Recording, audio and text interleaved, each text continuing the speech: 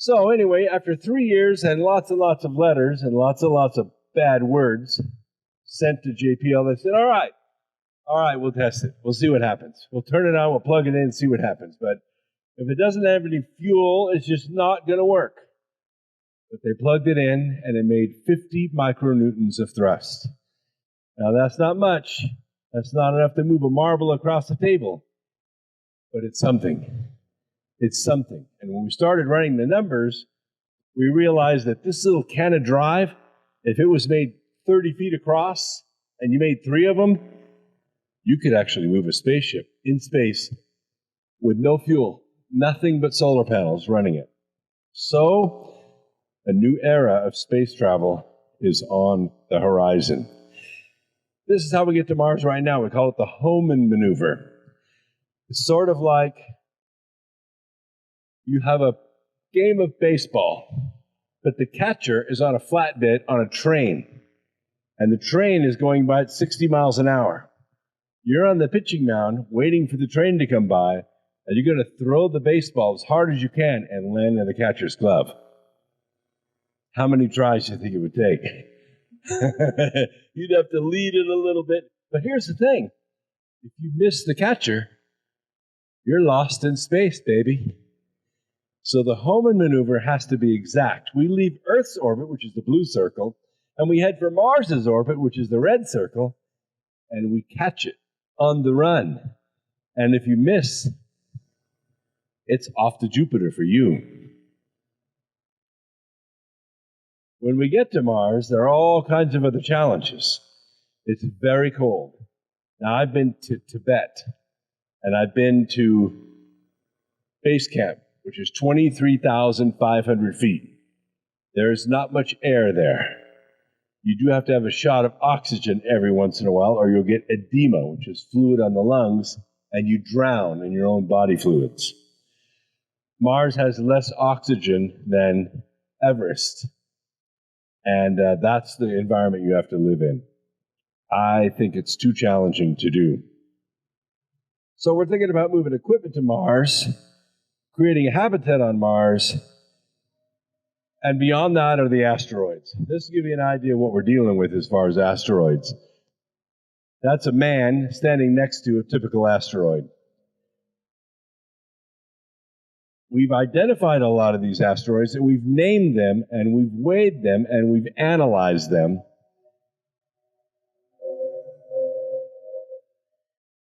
And you can see it's not only possible to harvest them, mine them, survive on them and in them,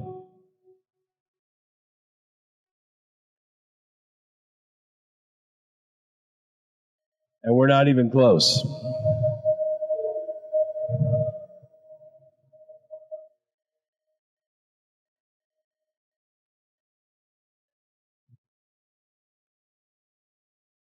That's Phaeton, and we know where that is.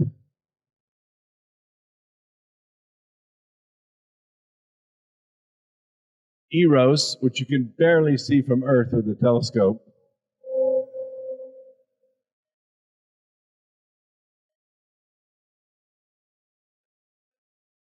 And we'll get all the way up to Ceres.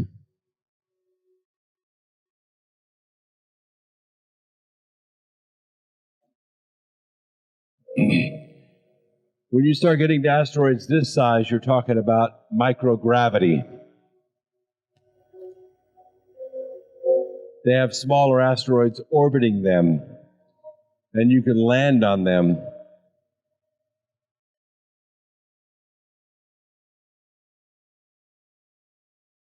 Ceres is so large, it's used by astrologers in their charts.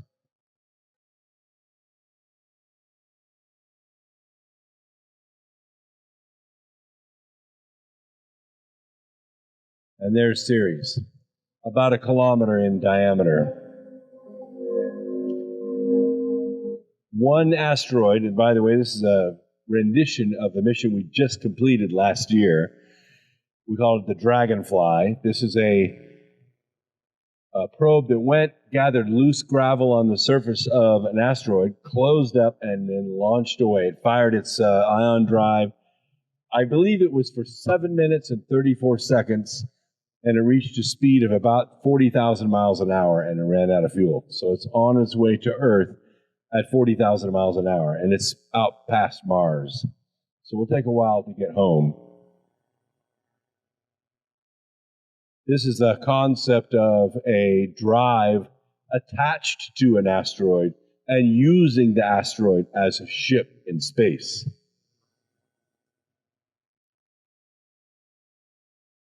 When we mine Shackleton Crater, we're going to collect the frozen helium-3 into cassettes. Then these cassettes will be launched into space, and they'll be gathered by an orbiting ship we call the cassette. And then the cassette will fly back to Earth with those samples.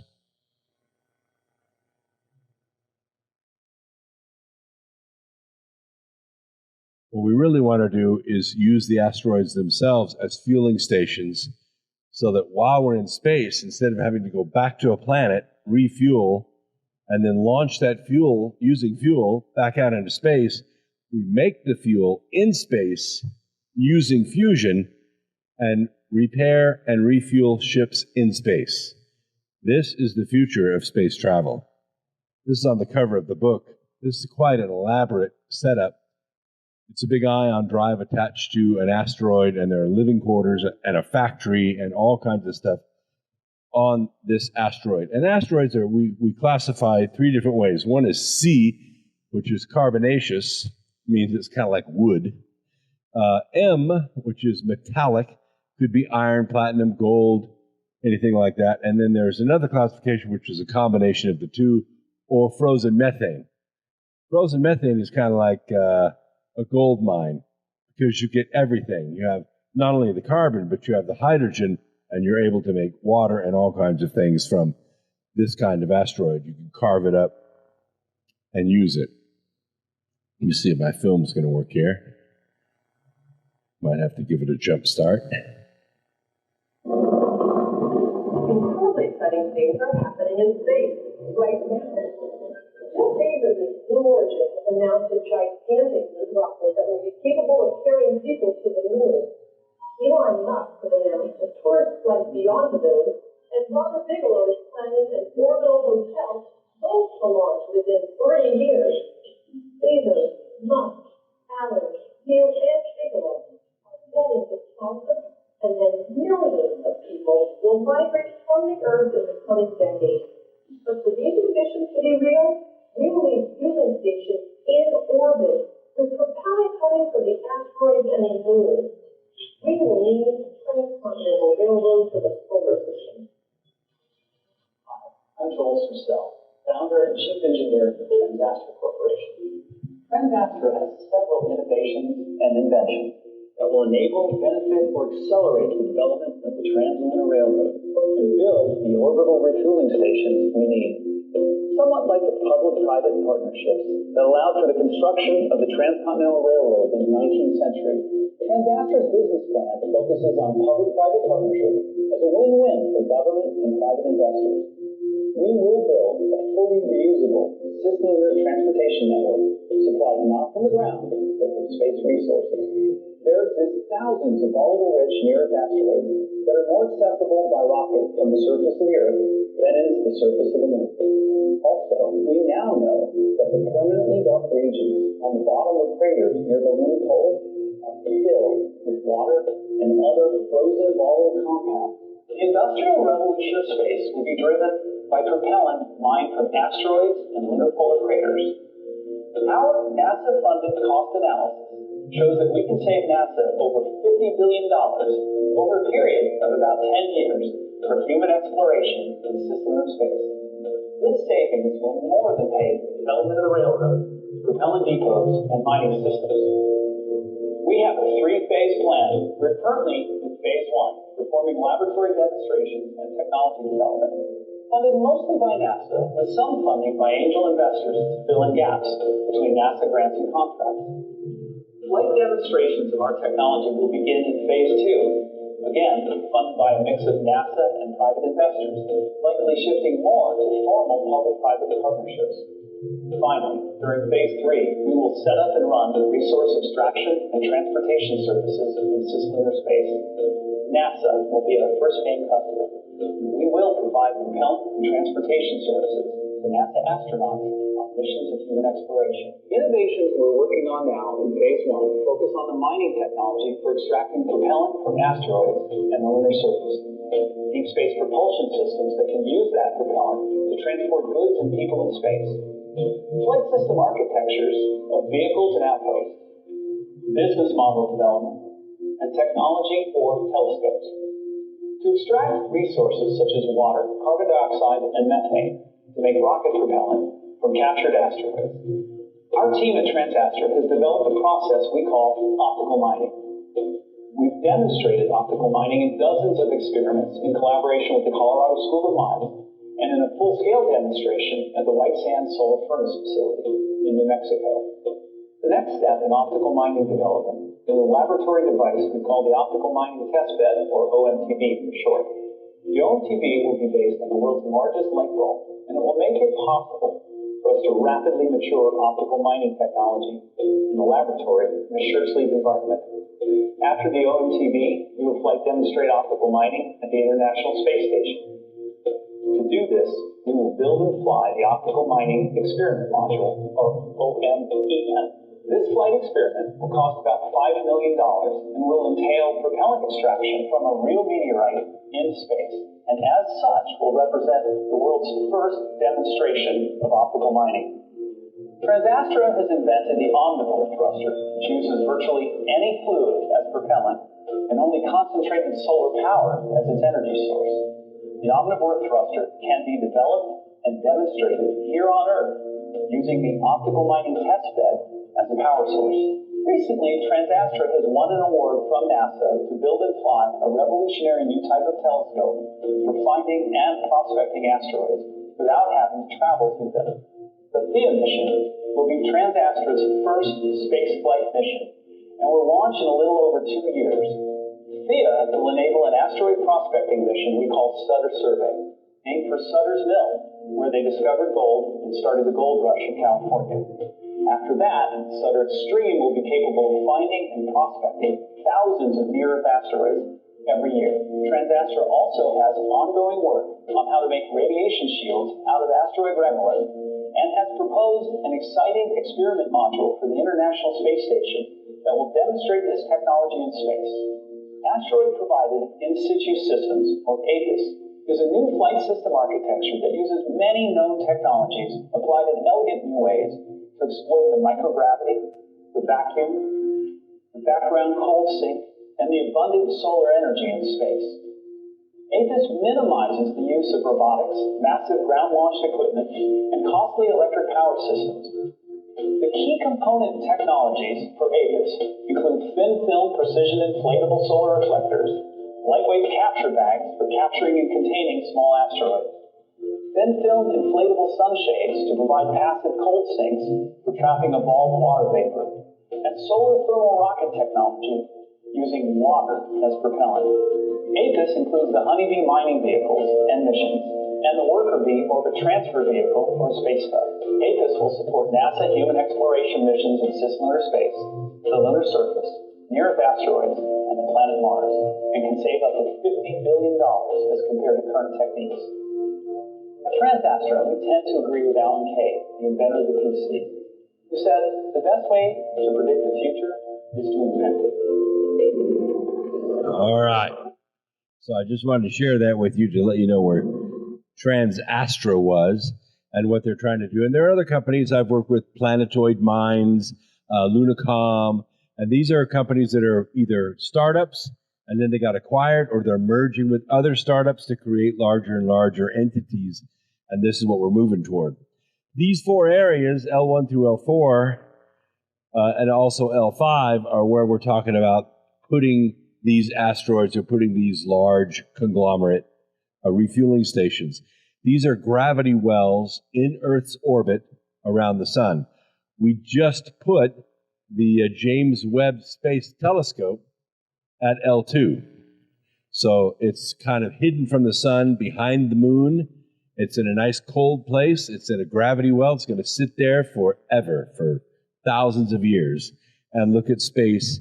And it operates at somewhere around 8 degrees Kelvin. Very, very cool telescope that we're enjoying right now. This is what Earth's orbit looks like now. As you can see, it's kind of a junkyard. After years. I'm going to skip through that because Brad's coming up pretty quick. But what we really want to talk about here is the asteroid mining itself, and ask people if they're ready for the change.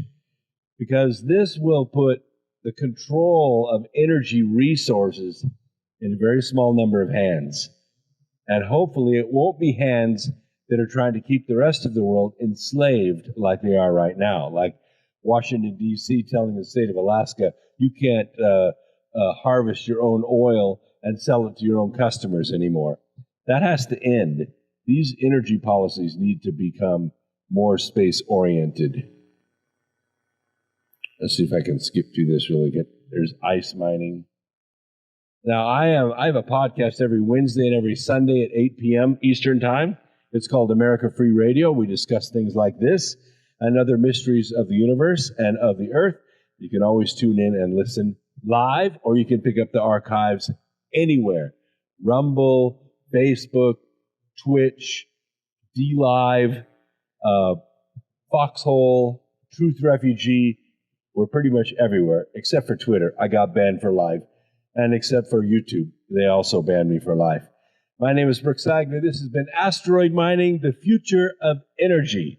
Thank you very much.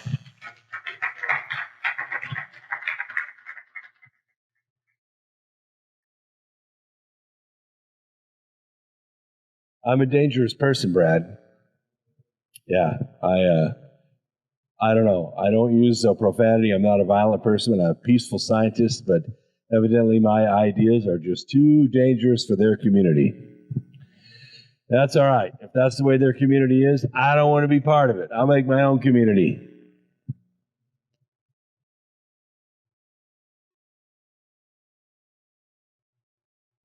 Consider information dangerous.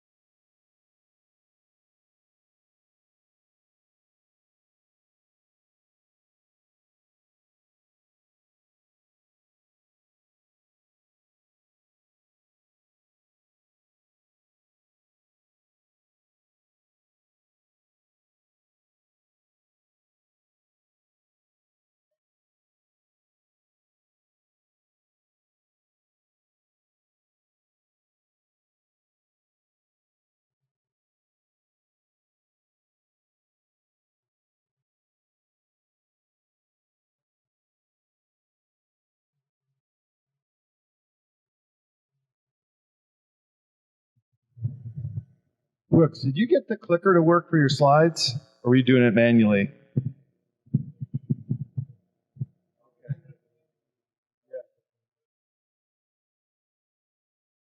Oh, it's a dongle. Okay. All right. Don't let your dongle go with another computer.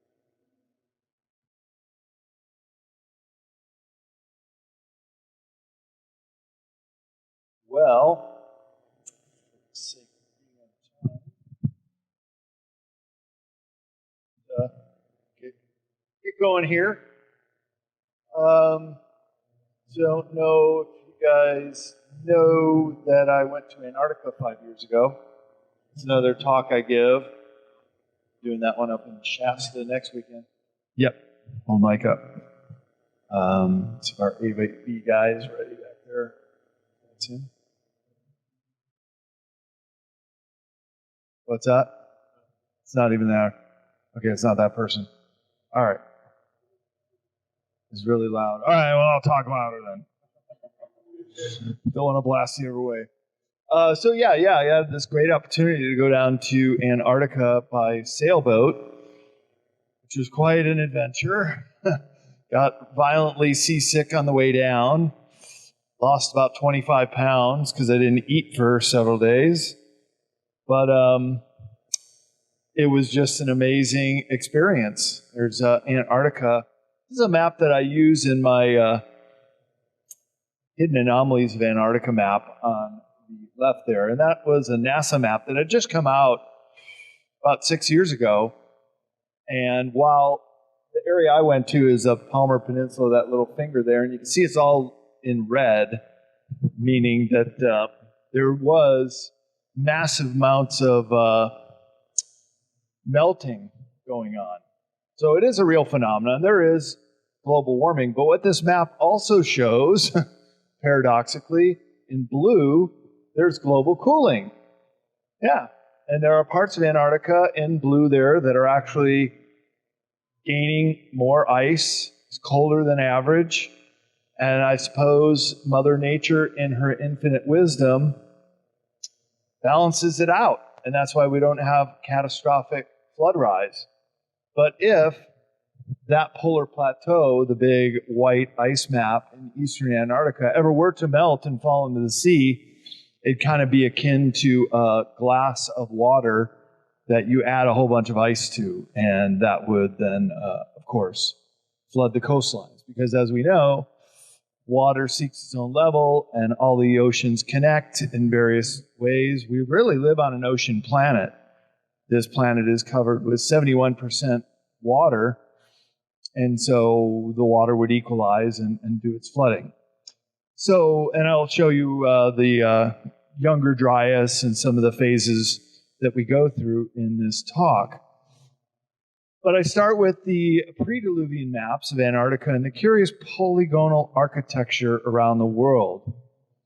And that's some of the polygonal architecture in Japan on the right at the Osaka Castle, where I taught English for. I lived in Kyoto and traveled to Osaka to teach English. And I'm a cartographer myself. I love maps. I pore over maps all the time. Isn't it interesting, the saying when you're looking at a map and getting information that you read a map. You read it like you're reading words. But most maps, of course, there are words on them, but most maps are imagery, are lines, the geography of our planet. So this is just a couple of my maps. Throw it in there. And I'm going to start with just some interesting factoids of Antarctica, kind of a greatest hits in my other talk, that here's Antarctica so isolated down there at the bottom of the world. That's the passage that we sailed across from southern tip of South America to the northern tip of the Palmer Peninsula.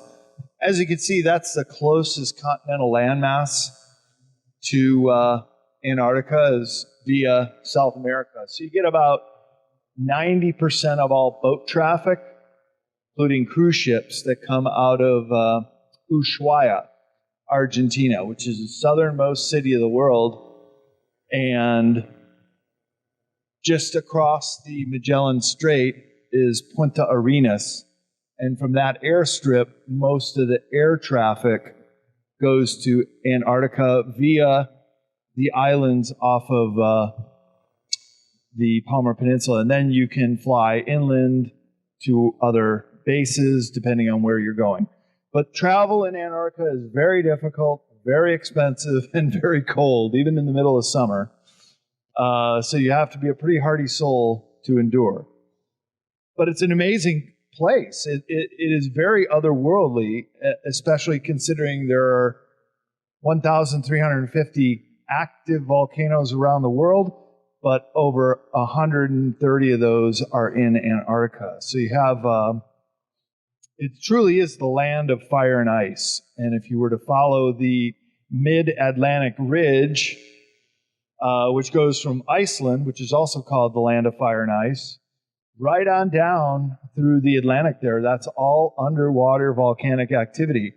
And isn't it interesting that right there it says New Schwabenland? Anybody know what that is? That was the German claim to Antarctica in the late 1930s.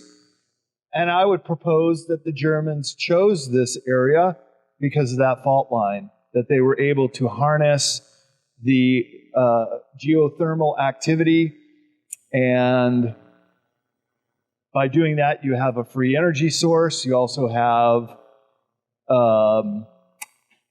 the potential for growing food and heating areas. So that fault line goes straight on through the continent and then carries on to New Zealand. So this deep sea trench, discovered by previous German expedition of volcanic origin, precipitated the new German colony of New Schwabenland, revealing itself in the form of warm water lakes, caves, crevices, and ice tunnels, most of which were found suitable for human habitation. So this is one of the areas of Antarctica that would be suitable for habitation, because it's really an ice-free area. It's called an oasis, if you can use that term here, because it never freezes over. The whole land is warm. Read a great book called The Black Sun by, what's his first name? Last name Henry. And in it, he said that there was records of the Germans who were living there going up to the surface. They had an underground base that they established to go up to the surface to grow crops, to grow their own food, to take a hot spring. And these geothermal lakes called the Schumacher Ponds, they never freeze. So they're in a very inhospitable climate.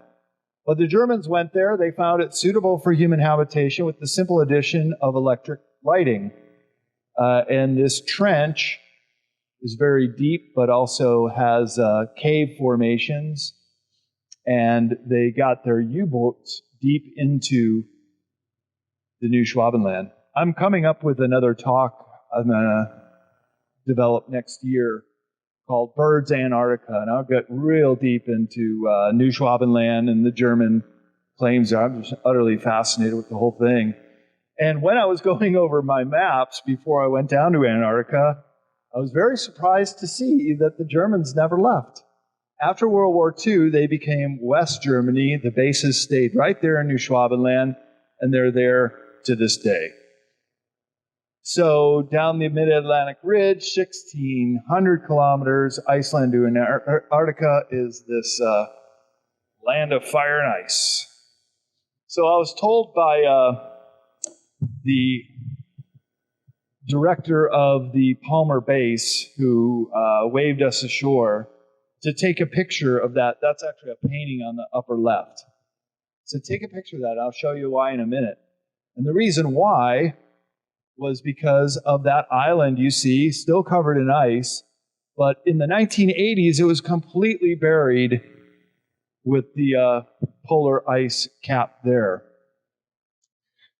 The ice bridge collapsed on Pi Day, which I think is March 14th, the number pi. Yeah. And so they call it Pi Island. The point of this is there are new islands still being discovered.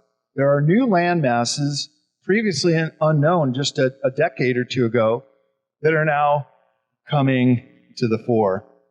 And so when you look at the different fault lines, here's some other fault lines in Antarctica. This is where a majority of those volcanoes exist. And much of this area, it may even be that there is a passage through the Ronny Ice Shelf to the Ross Ice Shelf that the Germans also discovered. So this is a very influential book, making the case that there was an advanced civilization in the last ice age.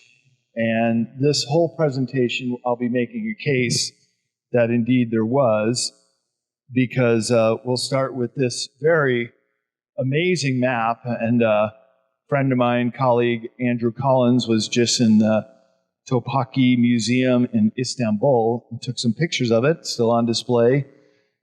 This is a map from 1513. So we all remember our Columbus history, 1492. So 19 years later, here's this Turkish admiral named Piri Reis coming up with this map showing very clearly the outline of South America, all the way down to Antarctica, including Spain, France, and Western Africa with an elephant and all kinds of stuff. Now, in the age before the Mercator projection, the Caribbean is crooked. So that would be Cuba, there's Florida, and I'll show you how they did that in a second when we do a blow-up of each one of these maps. But suffice it to say that these maps were referenced in the liner notes here to come from 20 maps and charts that were used as a source map. And 8 of those maps go all the way back to Ptolemy. And these were maps of the known world to the Hellenistic or Greek in the 4th century BC. So it's going off of source maps that came out of the Library of Alexandria that are literally thousands of years old. So my question is, how did they have this information? How did the Piri Reis build his own map from older source maps that go all the way back to the period of time of the ancient Greeks in the Library of Alexandria? So some scholars have long claimed that a world super civilization existed over 4,000 years ago, congruent with the high civilizations of Egypt. And here with this Piri Reis map, you can see markings of where some of those land masses are. Maybe a large comet of ice hit Antarctica, basically put the ice and snow on top of that large landmass. That surely would explain how it got ice and snow to cover it over 2 miles deep on the polar plateau of Antarctica. That could explain it. So here are those liner notes, and cited in these notes saying that this is a map of a copy of a much older original from the Library of Alexandria, implying that the Americas were mapped and known thousands of years before Columbus. So I would say the history we were taught in school is a bit flawed there, or omitting some very important information. So when viewed on its side, a two-dimensional projection, here's what the Piri Reis map original looks like. You see Cuba, Hispaniola, which is considered Dominican Republic and Haiti, and the outline of South America. About 50% match when you put it on the proper scale. So the Caribbean, only being discovered for the very first time by Europeans 19 years sooner, would have, you would think, more detail than South America.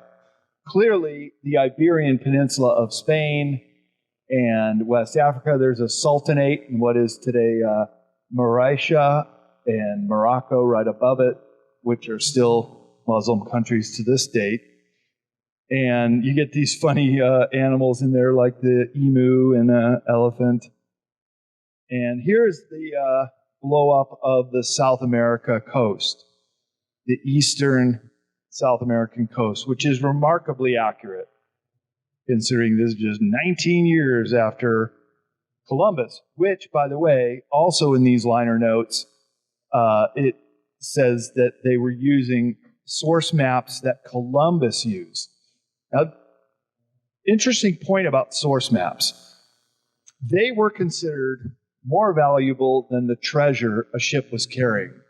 The whole term false flag comes from the age of piracy, when a ship would see another one that they wanted to attack, and rather than raising suspicion, they would raise the flag of that ship. That's the false flag. So you see a British or a Dutch ship, you'd raise the flag of that country, you'd say, oh, there's one of ours, when they look at the telescope. They'd get close enough, and when the timing was right, attack that ship. When they would get on aboard the ship that they had captured, the very first thing they'd go for was the lockbox in the captain's quarters to get their maps, because their maps were worth more than gold. Of course, they would take the treasure too, but what they really wanted was the maps, because the maps are then your route or source to other lands. So also referenced in these Perry Reese liner notes are documents of Portuguese maps. They were very early explorers, and then also Arabic maps, which also depicted Antarctica. So here's Antarctica on the Perry Reese map.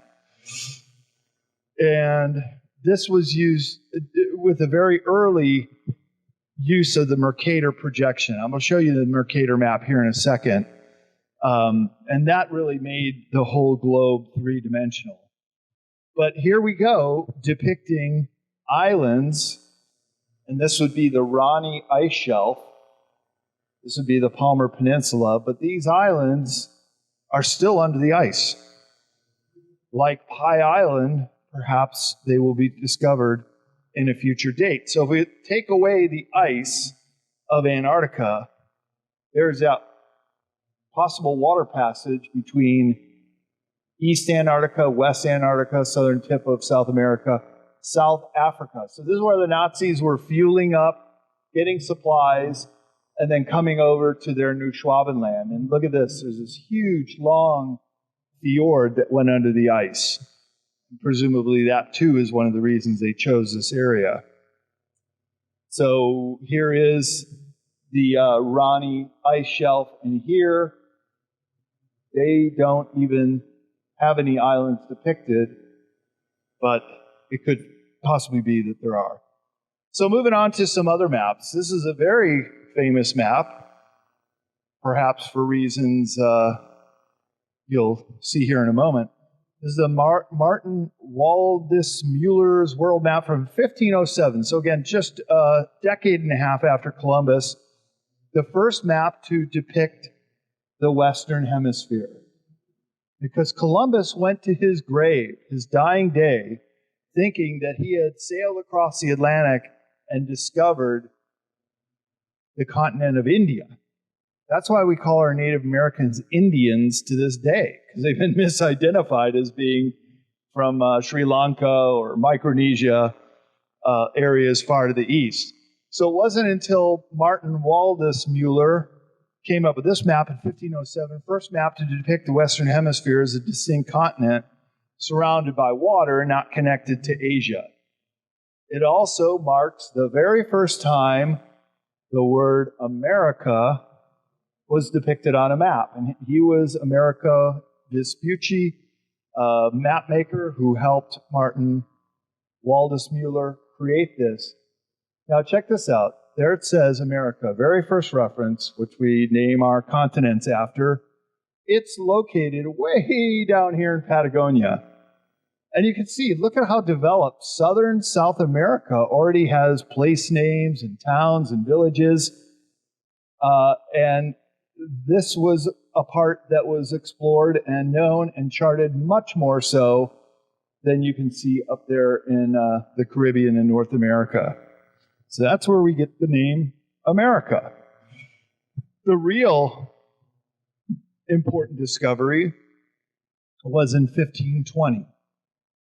They have just celebrated the 500-year anniversary of Ferdinand Magellan. This is his map, upside down, to show you the reference points.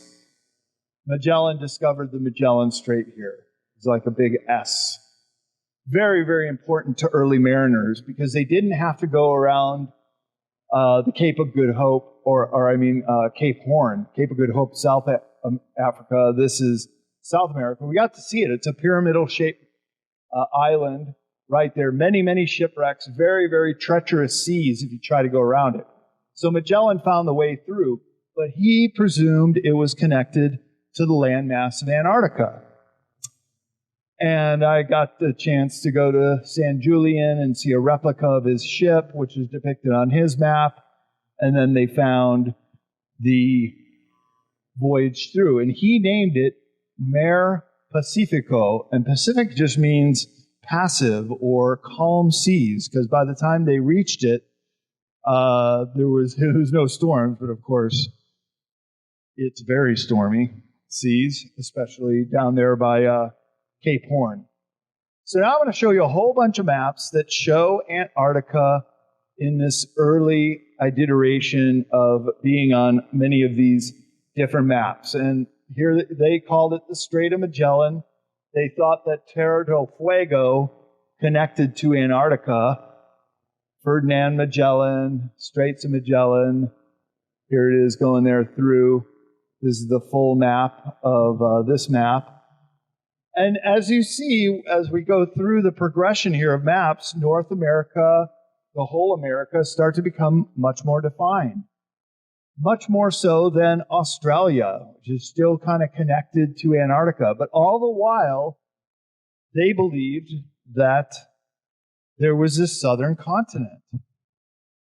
Another map, already now almost 100 years since Magellan, but 120 years after Columbus.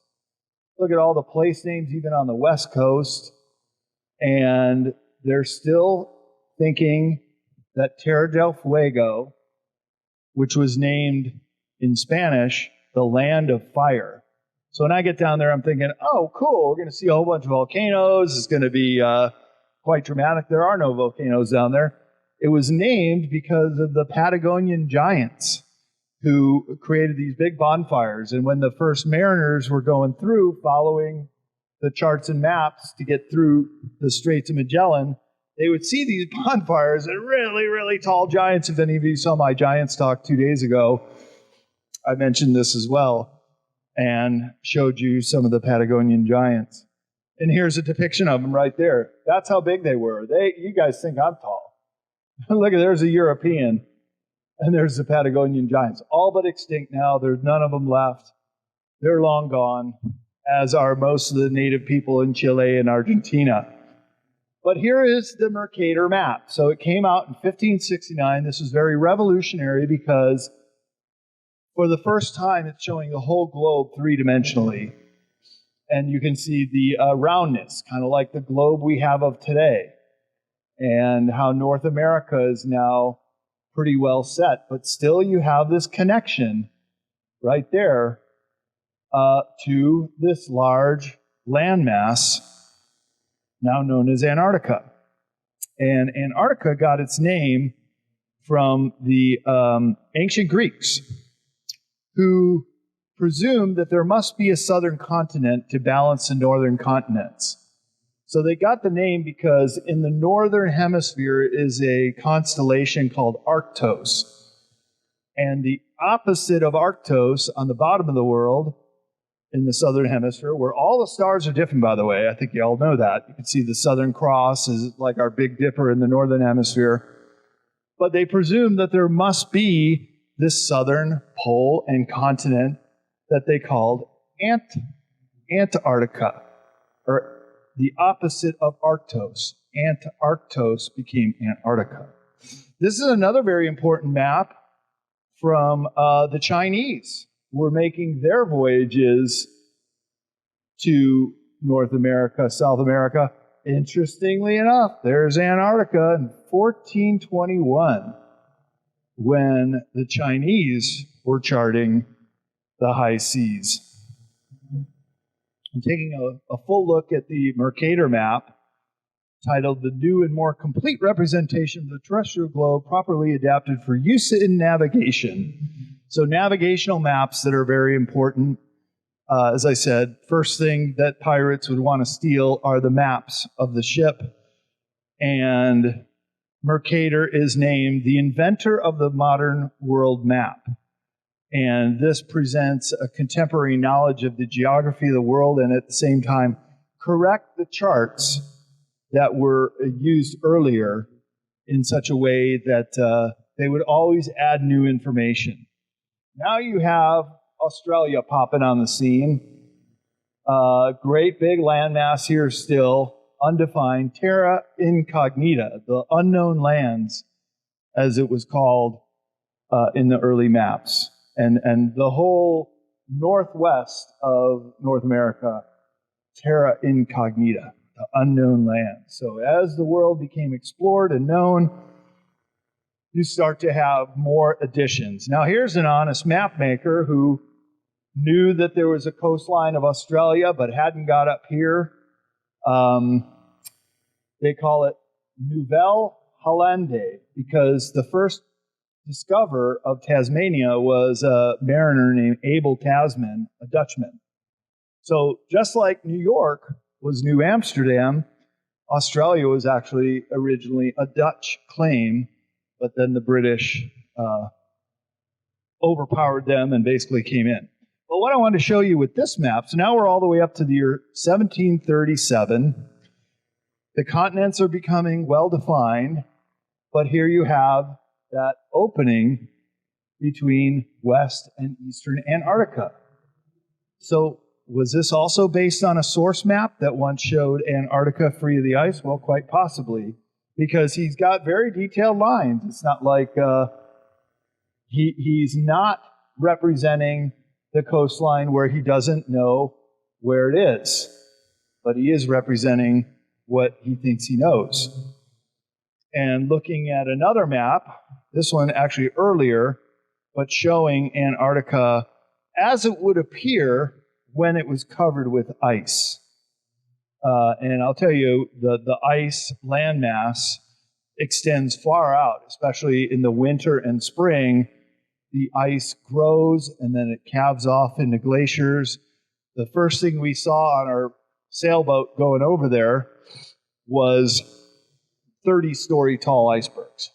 Quite spectacular with flat tops. It just broke off of the ice shelves and were floating northbound and melting on the way. So here's that blow up of, at this time, they were still calling it Australis, Terra Australis. They thought Antarctica was Australia. Eventually, Australia would get that name, and then they reverted back to the Greek name of Anti-Arctos, Antarctica. This is a 1531 Finney map. We're getting there, David. I'm going to explain that all. Who were the first to discover Antarctica? And that's a good question, because all of these maps were before any modern human set foot. So how did they know in 1531 that there was this huge landmass down there that roughly took the shape, including, look here, you got mountain ranges, you've got some of those fjords I showed you in the map without the ice, more mountain ranges, and that's pretty accurate. This is where McMurdo is, and this is the McMurdo Sound. There, of course, is South America and Africa. So fairly well represented. And if you were to overlay the ice cap on the Finney map, it does fit remarkably similar. another map depicting Antarctica without the ice. It's actually two land masses, western and eastern Antarctica. So then you have the British mariner, Sir Francis Drake, making his famous voyage around the world. This is where we get the name, the Drake Passage down here. He went through, he got blown off course. His mariner, his navigator said, well, we're back in the Atlantic Ocean.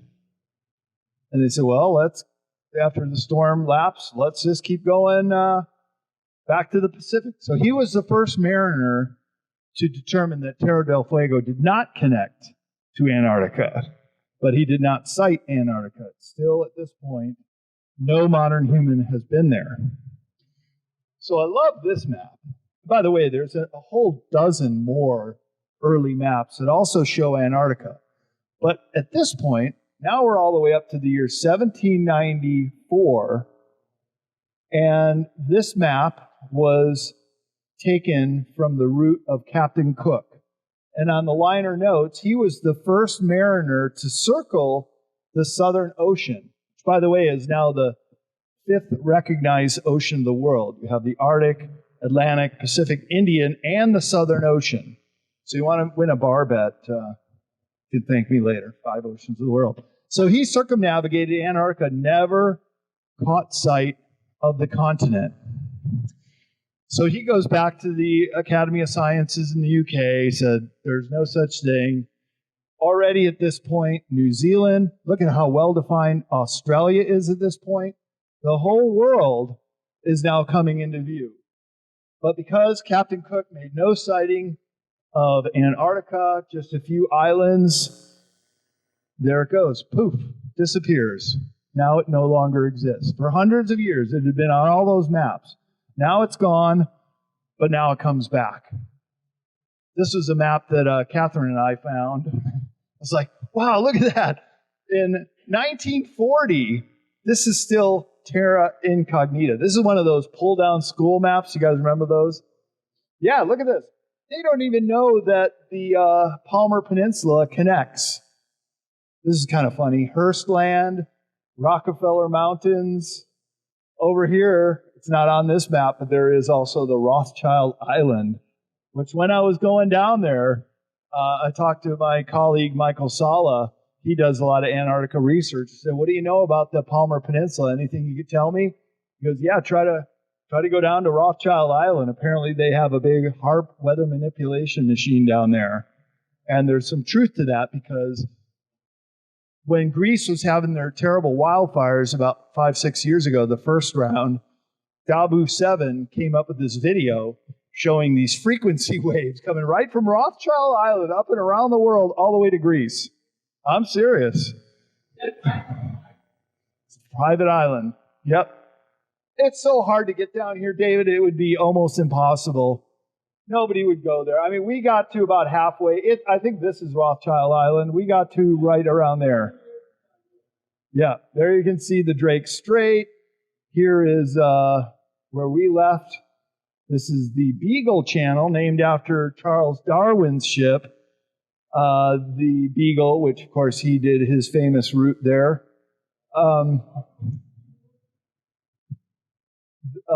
Charles Darwin was aboard the ship called the Beagle when he wrote his Treatise on Evolution.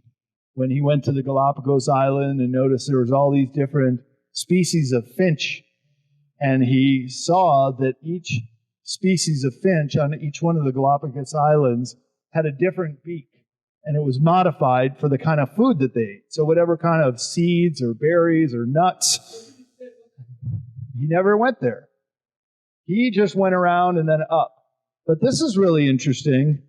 The flight of Admiral Byrd to the pole in 1929. So he discovered, was the first to fly over the South Pole. This is only about, so that's 1929. Amundsen Scott were the first ones there in 1911, 1912. That's, only 110 years ago, the South Pole was first discovered. But Byrd flew back and forth to Little America, and I think he saw the hole in the ice. And I'm going to get into that in my next presentation called Birds Antarctica when I finish that up. But suffice it to say, the exact route of his flight is very well known and documented. But also, here you go, with unknown lands.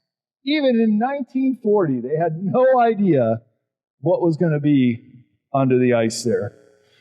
So, looked at it comprehensively around the world.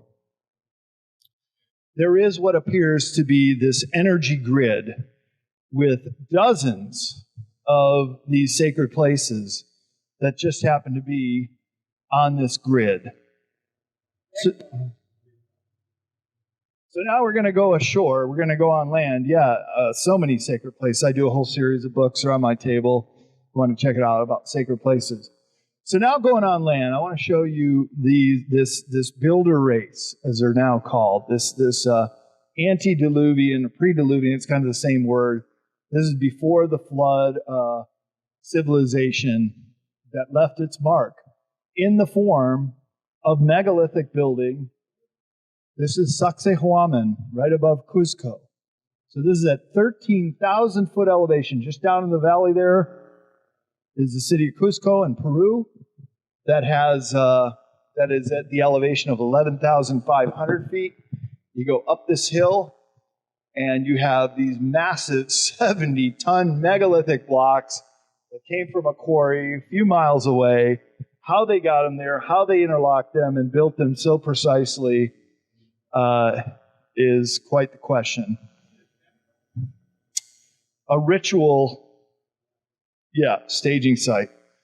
So, megalithic is just mega large lithic stone. Very, very large stones. But they take many different forms. And in this case, this is in Egypt, where an unquarried obelisk was left because it cracked. This is Egypt, and this is Peru, Ollantaytambo. This is an obelisk that was still in the quarry. They were still digging it out. Well, what we're looking at here is so curious, because there is what looks to be trowel marks, like a mason was working with the stone when it was in a softened state in Egypt too.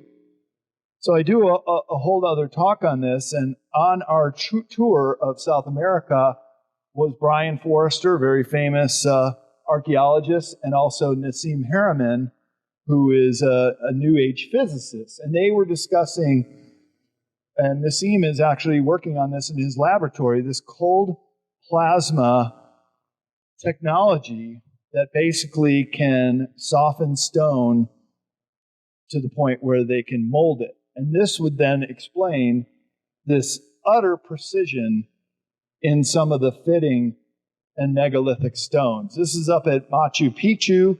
Here you can see clearly two different building styles.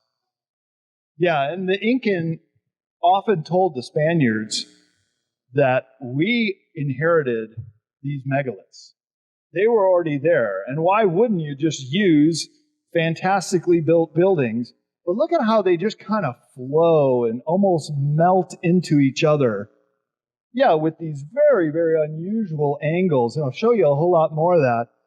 But then also these, into the living stone, these pockmarks or cups, as Brian Forrester was describing them, that again, maybe using this technology, to use the softening of the stone technology to create these cup marks. But clearly, inferior rock work compared to that. This is called the Temple of the Sun, and indeed, these windows are illuminated during the summer solstice. Comes right through the window. So the science called archaeoastronomy, and it is emerging science showing that the ancients were far more sophisticated, perhaps, than they've been given credit for. So now we're going to kind of go around the world and take a look at some of this polygonal architecture. Polygon meaning multi-angles. As you can see here, look at some of these even curve into the wall. I can't tell you how difficult that would be to create with chisel and tools.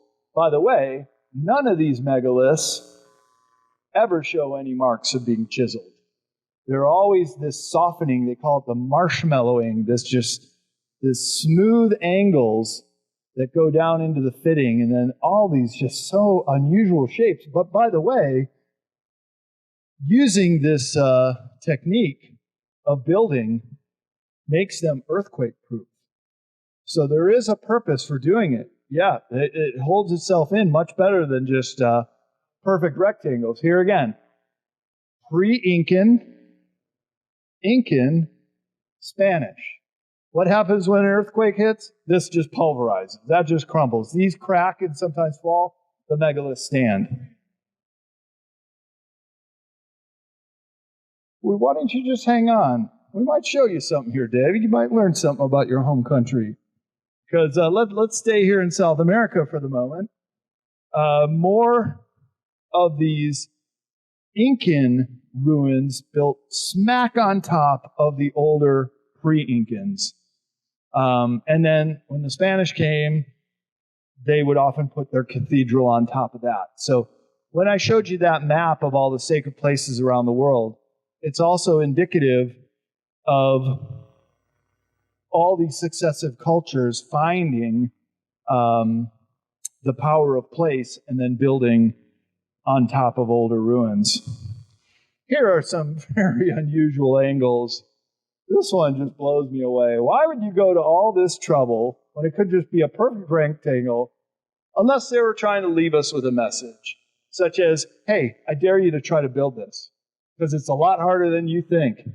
And so these flat and smooth surfaces, some of them weighing hundreds of tons at Sacsayhuaman, creating blocks with all these unnecessary angles, unless they wanted to impress the viewer.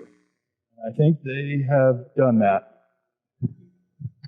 Yeah, they're called pre-Incan. They're not really sure who they were, but they would often speak of this tall, white, bearded person named Viracocha, who gave them this technology, gave them these building techniques. And what's that? So the Incans were about 1,000 to 1,200 years ago, and very well know their kingdom and the succession of kings. Pre-Incans, probably everything 800 CE backwards. Very, very old, though. Very, very old. Could be that the pre-Incans were gone hundreds, maybe thousands of years before the Incans got there. And they said, they even told the Spaniards, we got here, all this stuff was there, we just built upon it. And all of these, they call them fountains, the flowing water, still flow to this day. You could just put your hand under there and have a drink. It's that good. So not only were these ancient pre-Incan people experts in creating works of art out of stone, but they were master engineers, taking water from high up in the mountains and bringing it into these megalithic cities. Highly recommend you guys try to go to the Sacred Valley of Peru sometime in your life. It'll blow you away. I mean, there's so many of these. It's awesome. It's like another world. And these megalithic cities are just so well preserved. There's so many of them. You'll be taking a bus up, say, to Machu Picchu, and it's like, wow, look at that megalithic city building there. You hardly even bat an eye. There's just so many there. It is the highest concentration of megaliths in the world. The most amount of sites per square mile than anywhere else. So even after thousands of years, the water fountains still work, and not much has changed. So here's our group at Sacsayhuaman. Now you can see the scale, some of these. I think that's Nassim there. There's Brian Forrester. And look at the shapes. Look at that. Just incredible. 30 feet tall. This is just 5 years ago. 5 years in November. Not even. So again, with all the building techniques we have in the world today, the CNC cutters, diamond cutters, lasers, still unable to duplicate these megalithic buildings. So up in Machu Picchu is a sundial called the Intihuatana, and it is still a working solar calendar. Just like the window for the summer solstice. Archaeoastronomy determines that you can tell the movement of the sun. This is the most sacred stone in Machu Picchu because it would tell the shaman who would interpret the movement of the sun and celestial bodies when the farmers should plant their seeds, when the monsoons are going to come, when the dry season is going to come. If you get it wrong and you plant too soon or too late, you could be jeopardizing your people because the crops won't grow and you could have a famine on your hands. So it was very important to ancient people to know the seasons and the changing of the seasons. You go to Ollantaytambo today, and there's still modern buildings built around the megaliths. Here's your inferior Spanish design, but how cool would that be? Hey guys, we're invited to go to a dinner party in a megalithic house here today. Brian Forrester says Ollantaytambo, that's the spelling of it, is the oldest continuously inhabited city in the world. Thousands of years old, these megalithic stones, and they're still being used and lived in today. It's quite amazing when you see it. And going up to the ruins, and there's on both sides of the valley all kinds of ruins. Here again, you see what looks like someone shaping the stones with a trowel, with the lichen on there showing how old they are, the marshmallowing of the stones. You just see it everywhere, and just such unusual angles. Look at how precise that is. We were trying to put a credit card or a piece of paper in there. Not possible. They are so well locked together. Well, where'd David go? Now I'm going into... He ran away at the wrong time. Oh, well. His loss. Now we're going to go on a trip around the world. And here you can really see the definition of polygonal, especially in Russia. Many angles fitted together quite precisely in a megalithic or large building design.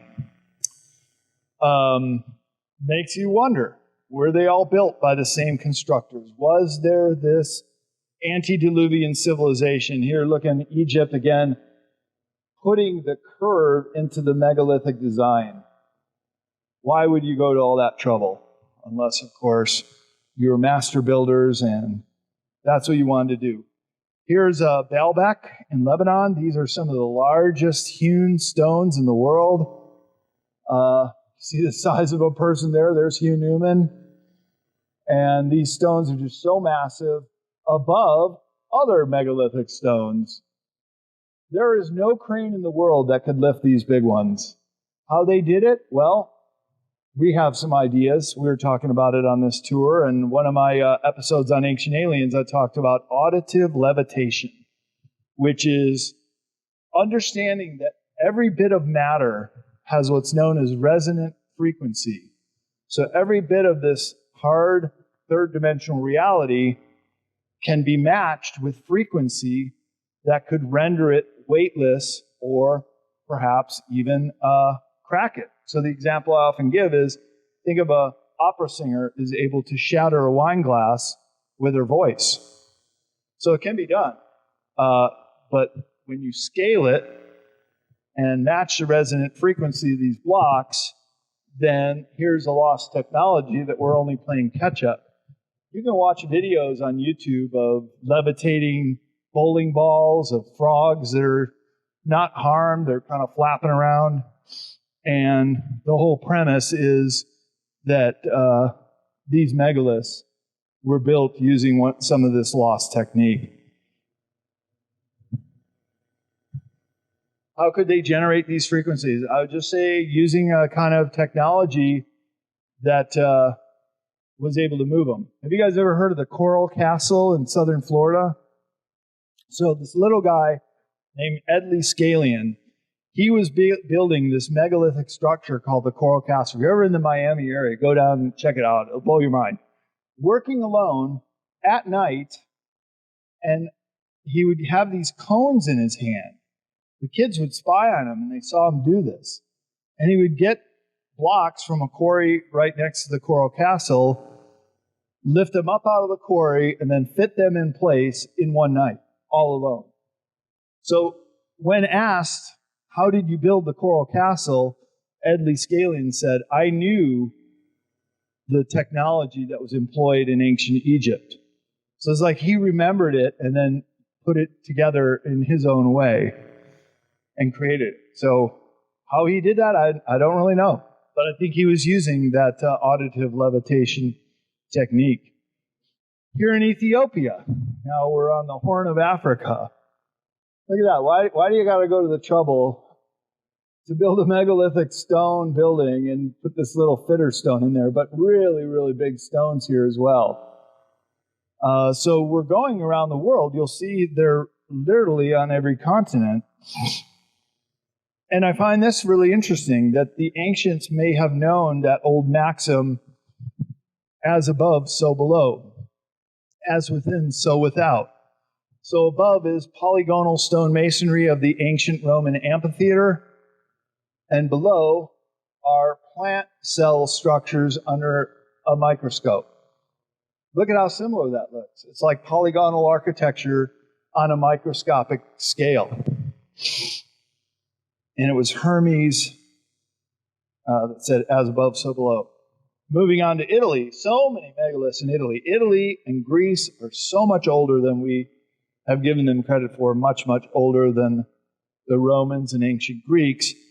And the evidence is this polygonal architecture that certainly survived the last great flood, which I think was the last pole shift, when Noah said the land's flooded and probably people had to get in boats, but I don't think he kept all the animals alive. That part seems to be a myth. But there was a period that it was a very tumultuous age.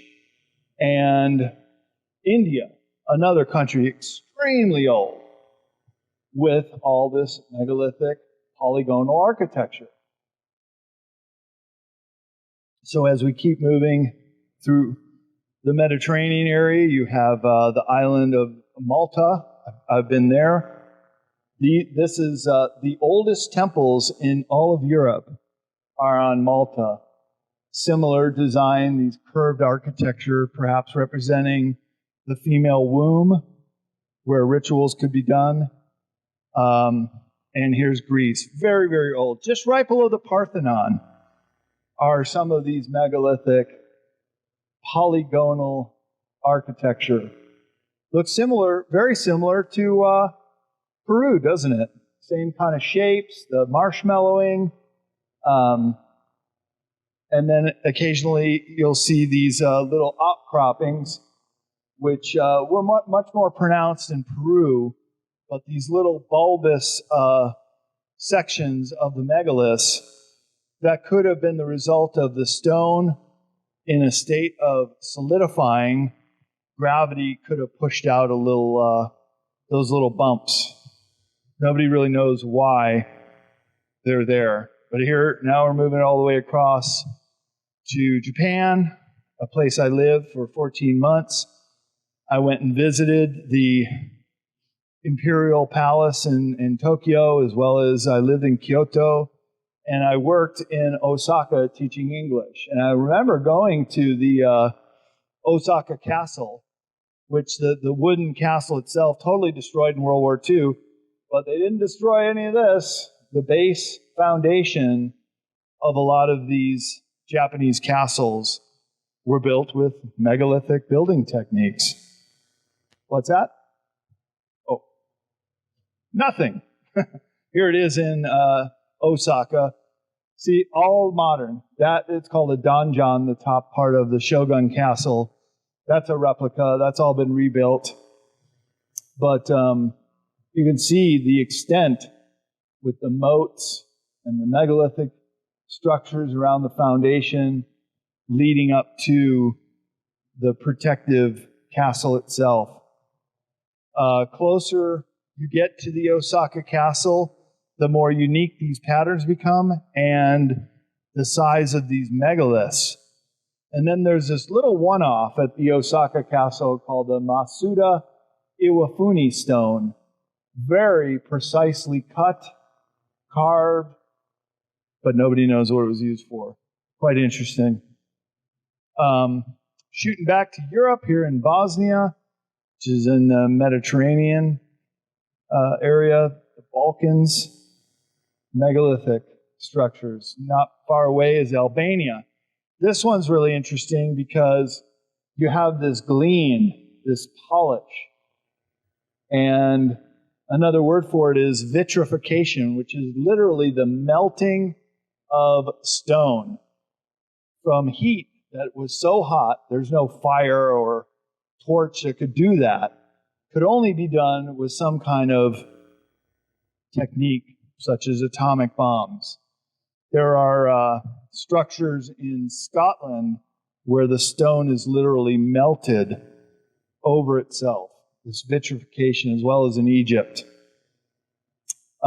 Here in Turkey, they had this lifting ability to move these stones in place. Now look at how hard it would be to quarry this stone and then fit that notch precisely. Unless they were doing it right there on the site using some of these techniques where, again, you have these most unusual angles and the underground excavation. Some of these are even underground where they put them. Here's some in Mexico that this builder race once dominated the globe and left their mark all around the world. This says Chile, but it's actually Easter Island, administered by Chile, so it's not necessarily incorrect. But right above here would be the Moai statues. But again, look at that most unusual stone in the middle. You would think it would just be much easier to put across megalithic uniform stones, but no, nothing's ever that easy. So, also in the category of megalithic buildings and mysteries around the world are all the pyramids. So I'll just take you through a few. There's Iran. Where's David? Your beloved Iran, right there. Egypt, that's the Step Pyramid. Of course, the Great Pyramid. The Ziggurat of Ur in present-day Iraq. Another ziggurat in Iran. This is in Sudan. A whole series of pyramids. Sasha Stone just went down there a couple months ago. More pyramids in Sudan. Out in China, a step pyramid. This is in Rome, Italy. You just see it right in the center of the city, this little pyramid from 12 BC. Pyramid of the Sun, Teotihuacan in Mexico. Another pyramid in China. This is the Borobudur pyramid in Indonesia. I went to visit that one. Cambodia has a step pyramid, similar to the El Castillo pyramid in Yucatan in Mexico. Another Chinese pyramid. And then here's one in Polynesia, and another in Polynesia. This one's totally gone now, but didn't make this list of existing pyramids, but another example of South Pacific pyramid building. This is actually the largest pyramid in the world that hardly anybody's ever heard of or knows about. It's actually 3 times bigger than the Great Pyramid. It looks like it was just an artificial hill, but digging deep, this is what information I got from Dr. Sam yesterday. Just like when he discovered the Bosnian pyramid, this Cholula pyramid in Mexico, not only the largest in the Americas, but the largest in the world, according to Dr. Sam, even bigger than the Bosnian pyramid. And what do you have on top? No longer a pagan temple, but a Spanish-built cathedral. That's what they would do. They would opt onto older structures, just as the Incan did with pre-Incan architecture. You want to go back? There you go. Sure. Yeah, that's all artificial hill. Quite remarkable. The building that must have gone into that. So here's the last 14,000 years. I think a lot of you have heard of this Younger Dryas period that was a lot warmer. And that's when we came into this modern warming age. But before that, it was quite cold. And what that means is when the planet is much cooler, it locks the ice in. That's why it was called an ice age. So with all that fresh water locked into the ice, then you have much lower sea levels by several hundred feet. And now we're going to move back under the water here. Yeah, here's an example of a Syrian scuba diver. They're in the Middle East. Well, it's probably got the name Syria from the Assyrians. They come from that general area. Also Persian. Where's David? He could have appreciated this. And so here's what the land would look like during the last ice age. So yeah, there was a land bridge all the way to Australia. So you have the populating of all these far-flung remote areas where the Aboriginal people are considered the oldest intact race of people in the world. Much older than even African people, because the out of Africa theory says that they repopulated and mixed with Aryans and Orientals and became the root races around the world. But so just keep in mind the shoreline in the shallower sea areas was all exposed land, sometimes hundreds of miles of exposed land. And so right here off the coast of Gujarat, which I'll just show you where it is, right there, in the last few years, they're finding an entire city underwater. Quite remarkable. It's now called marine archaeology, finding these antediluvian civilizations under the sea, including one right off of Alexandria in Egypt, under the Mediterranean Sea. Heracleion is now being discovered. Another picture of it. And it would seem as above, so below. Maybe they're building during the last ice age in Egypt. This one is much closer to where we are in North America, just off the coast of Florida. On the island of Bimini are the Bimini Roads. Large megalithic stones, very uniform fit. It's kind of a J-shaped overall. But Mother Nature doesn't create in perfect right angles, at least not with hundreds of megalithic stones all placed together. So this looks like it could have been an old stone pier, because it's about 200, 150 feet underwater. Some parts it's shallower. You can actually scuba dive, hold your breath, go down there, but it's better to get some tanks if you're certified. Here's one that was just discovered a couple years ago. An underwater Great Pyramid right off the Azores, which is in, the Azores is off the coast of Western Africa. This guy was scanning for fish and discovered this flat-top pyramid. Look at the perfect right angle there. Again, Mother Nature does not create in this kind of perfect symmetry. There had to be something. It's kind of like the Great Pyramid of Cholula, underwater though. Here's again one of the more famous ones, discovered about 20 years ago, and this was discovered by treasure hunters looking for Spanish galleon off the coast of Cuba. And lo and behold, they find pyramids, central plazas, and this one's really deep, 2,475 feet underwater. So this must have been even well before the last ice age, perhaps a city that sank when the poles shifted and left behind this city underwater. And if, what's our time check? I think I go to 1 here. Am I going a little over? Dennis, we're almost wrapping this up. Whoever's the next speaker, I can wrap it when they get here. But just to carry on, I'll tell you an interesting story about that. afterwards. Well, real quickly, since we got the time, we're almost done. Bob Lazar was hired in Area 51 by Edward Teller, the father of the hydrogen bomb. He was hired because they had just lost about 30 scientists in a small nuclear explosion when they were trying to crack open the motor of a flying saucer that was discovered under the water at this site. And our scientists, and I confirmed this with Michael Jaco, Navy SEAL, that they went down there in the early 70s and recovered this craft, turned it over to Edward Teller, who was backward engineering the technology, and Edward Teller gave the order to just cut open the motor. And that created an explosion and killed all 30 scientists. So then Bob Lazar also says, yeah, that's why I was brought in, because they just lost all their scientists on this from this UFO craft.